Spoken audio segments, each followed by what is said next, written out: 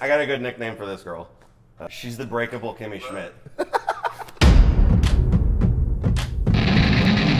Happy, happy Halloween, Halloween, Halloween, happy, happy. Hello, everybody. How's it going? This is Sean Tank Top over here, and I am with, we got the Gruesome Twosome. Yeah, we do. Is this like horror's Godfather, kind of? He's Michael, the Halloween series. Halloween. Yeah, he's the Santa Claus of the holiday, man. I'm the guy who keeps his Halloween decorations up all year, and everyone's you're the people that everybody kind of like rolls their eyes at while they're walking around the neighborhood. Why is that skeleton bat still hanging above the little kitchenette window? It's back. Again. He's back again.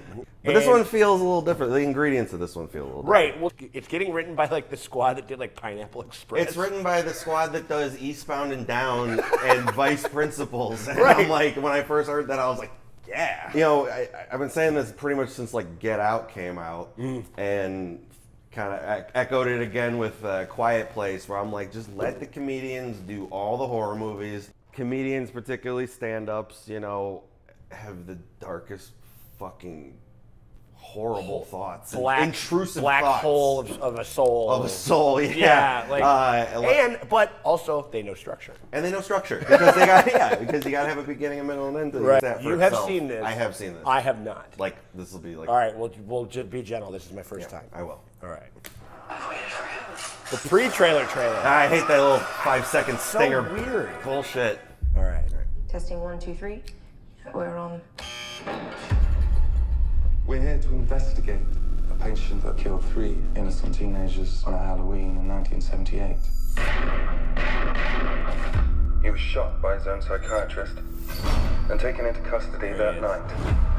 And spent the last 40 years in captivity. Oh my God. Hello, Michael. I have something you might like to see. Why would you do that? What? Talk about poking the bear. Yeah, right. Hey, RuPaul's Drag Race. Hey, you missed this thing? You want this back?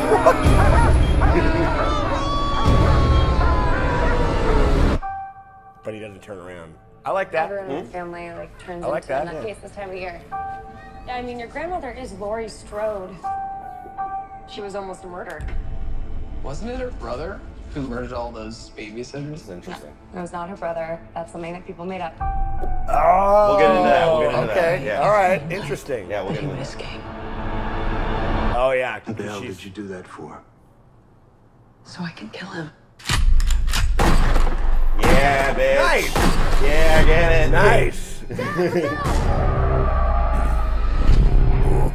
The bus crashed. Mom, what bus crash? Michael escaped. Did he see these? I got a good nickname for this girl. She's the Somebody's in here. She's the breakable Kimmy Schmidt. Oh wow. Ooh. Oh. Whoa.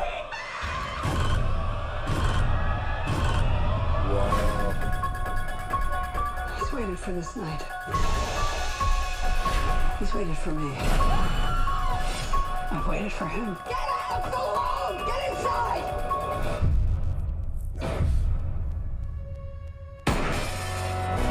Oh, okay. All right, right on.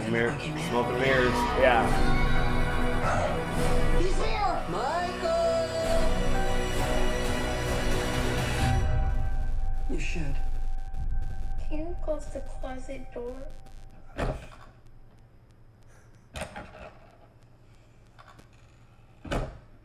Shit. Ah! Fucking A, man. Let's unpack this. Okay. I've seen it a couple times, Sure. and I've been following Got it. Well, okay, movie since its announcement. Just for like straight off, gotta say this is a knowing movie. Mm-hmm. This is a movie that knows that has watched every single fucking Halloween. Every movie. single one. You know that they have. Yes. And they're kind of acting accordingly. Somebody online, I don't know who, but pointed out that was good. That looks really good. You want to know a great Easter egg? Definitely missed it. It was like a half a second, but like when Laurie's yelling at the kids, she's got her gun and she's like, "Get out of the street!" The 3 kids that run by are wearing the silver shamrock masks from Halloween 3.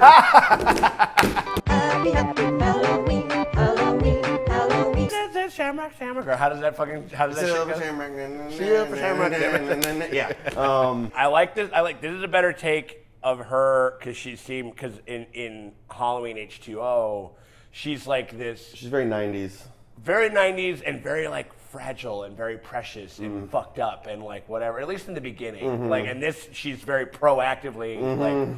Fuck this shit. He's been waiting for me. I've been waiting for him. Yeah. Like it feels like a versus movie. It doesn't. It feels cool, man. It feels not like she's gonna have to run away from him the whole movie. Yeah, no. She's charging headlong. Michael's really imprinted himself on her, and they've both just been on pause for 40 years. Right. And they're just kind of sad, broken people who need to have this fucking... Who need to come together. Who need to have this fucking clash, no matter how many people get mowed down. Interesting. I love the fact that, he's picked up back in captivity. That one's a little... What do you got? I mean, I got some thoughts. I'm okay with that. I love this whole new... Because the thing about monster movies, and the thing that the Halloween movies have always done, which is like, they're like campfire stories. They don't need like a rigid continuity. No. They don't need to fucking do the Marvel thing. Right. They just, it's like a campfire story. It's whoever's, Rob Zombie had his turn, John Carpenter had his turn. Right. Now it's Danny McBride's turn. Right. And I love that. The guy who kept Channing Tatum as a gimp. Yeah. Channing fucking Tatum, dog. I love him. It's fucking G.I. Joe, dude. Because like H2O and the one after that ignored like 4 through 6. Right, took all that. 3 is a standalone film. Yeah, 3 is just like a little one-off. That's the Lazenby. Yeah, and then you got the George Lazenby. And then you got the 2 zombie ones, and then so this is really not new territory. Is anybody like upset? Is anybody like, well, fuck this? And it's stupid that they're not brother and sister.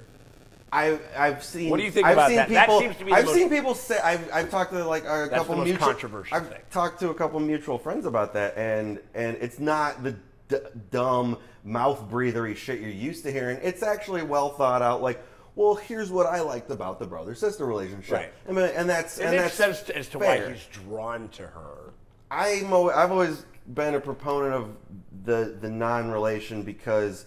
And that's what's great about Michael Myers is that, like Jason and Freddy, their goals are very clear. Yes. In the movie, there's no questions about why. And Michael is like he's like a fucking blank painting that he's like he's an art piece. You look at him and you draw your own conclusions. Literally, just called the shape in the script. Exactly. And it's just supposed and to me that was always.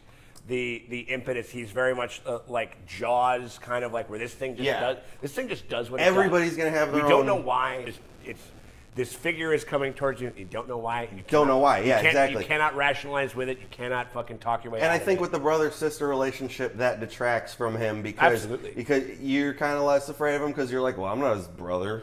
He's not going to come for me. He'll walk straight past me. Yeah, right. And having it be because like one of the ways I like to look at, I got a couple fun theories.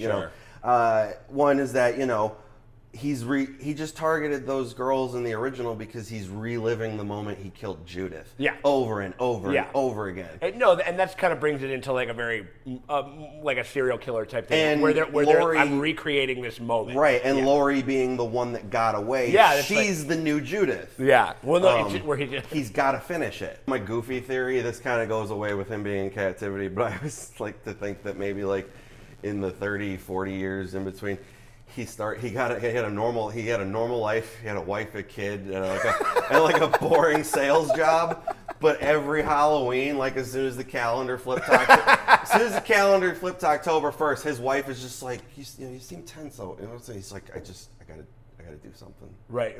This is where he always takes his business trip on Halloween, And then he comes back and he's like, hey, he's got presents for all the kids. Right, he's got presents for all the kids. It's like his own personal purge. It's how he keeps himself sane. Yeah, I'd like to see that Halloween movie. Even though it's a Blumhouse movie. Yeah, him being in captivity for 40 years takes away. So he's a guy who killed 4 people now instead of like dozens of people. Yeah, right. And also, man, that he's in some good shape because what does that place him at? Does that place him around? He's around 60 years old. Okay, cool. Yeah. I mean, maybe it's like a Ron Perlman 60. Yeah, yeah. Like, where he's it's a just good like 60. just old man. We have old man strong Michael He's like Myers a Danny now. Trejo. Yeah, He's real, right. Yeah. Like a guy where you look at him and you could be like, oh yeah, that guy could totally just come up to me and just go and just turn my head around. Yeah, you know? yeah. Okay, all right, cool. That is exciting. We're doing an extra special episode of Watchers in the Bar for that. This coming Halloween, we will be reviewing that one for fucking sure. We'll get the crew together. I think that'll be fun. Look forward to our review of that movie when it comes out. If you want to check out, we're going to be doing a couple of exclusive Patreon-only trailer reactions that you can check out by becoming a Patreon. We appreciate you stopping by, and we will see you guys later. Beep, beep, beep, beep, beep, beep, beep.